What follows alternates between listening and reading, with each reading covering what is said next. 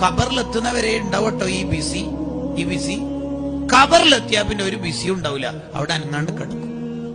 മരിച്ചു കഴിഞ്ഞാൽ പിന്നെന്താ നമ്മൾ ചെയ്യാനും പറ്റുക? മരിച്ചു കഴിഞ്ഞാൽ നമുക്കൊരു സുബ്ഹാനല്ലാഹ് എല്ലാം പറ്റുമോ? ഒരു സൂറത്തുൽ ഇഖ്ലാസ് പാരായണം ചെയ്യാൻ പറ്റുമോ? ഇല്ല. ആ മരണം വരെയുള്ള സമയം ഉപയോഗിക്കണം.